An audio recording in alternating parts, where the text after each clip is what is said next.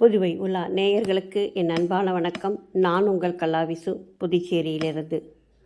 பூமி வெப்பமயமானதில் உலகின் சுழற்சியும் தட்ப வெப்பமும் மாறுபாடு அடைவதை நாம் கண்கூடாக பார்த்து கொண்டிருக்கிறோம்.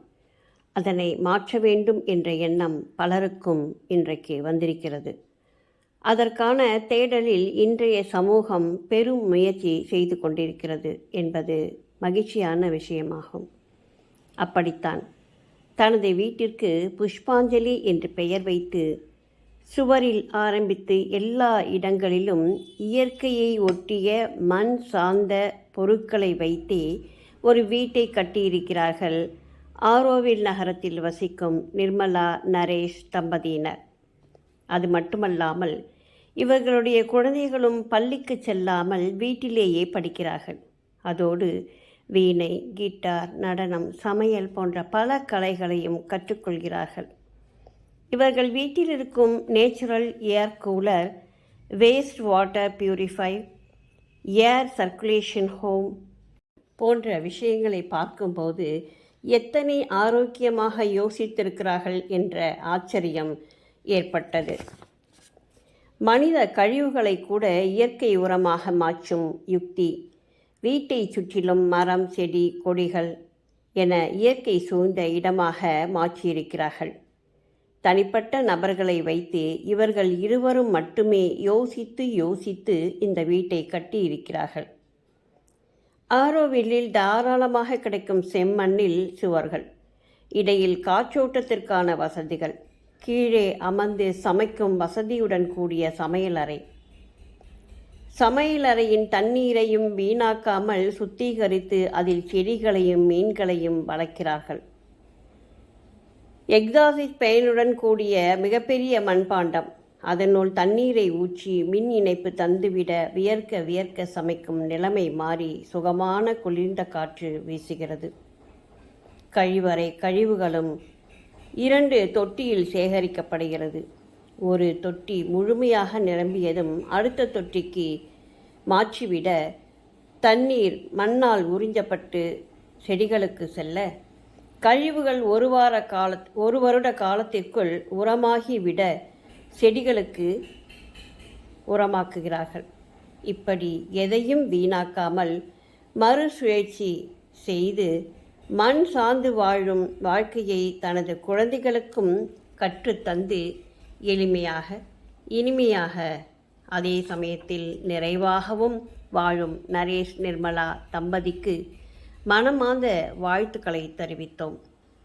ஒரு நாள் புகை, சத்தம் என்று எதுவுமே இல்லாமல் மிக ஆனந்தமாக, சந்தோஷமாக, நிறைவாக வாழ்ந்த நிம்மதியும் எங்களுக்கும் ஏற்பட்டது. நன்றி, வணக்கம். Made with terracotta material. We have fixed an exhaust fan here. We made it ourselves. So we will be pouring water from here,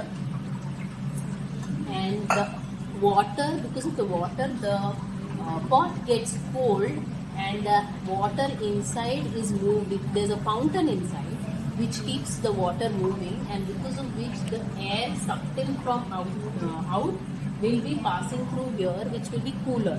So we will be getting cool air, and when you are cooking here, the air that you are getting cool, you will not be able to switch. Thank you.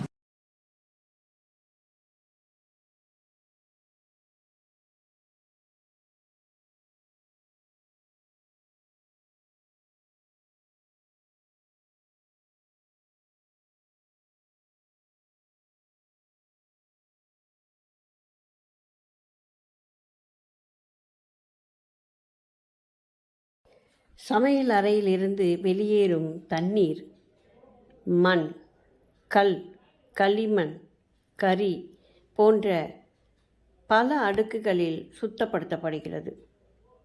பிறகு அந்த நீர் இந்த செடிகளுக்கும் பாய்ச்சப்படுகிறது. மீண்டும் சுத்திகரிக்கப்பட்ட நீர் இந்த தொட்டியில் சேகரிக்கப்படுகிறது. கழிவு நீர் என்பதற்கான எந்தவித அடையாளமும் இல்லாமல் இருப்பதால் அதில் நாங்கள் மீன்களை வளர்க்கிறோம். This is a twin pit for the black waters. So which means the toilet water will come here.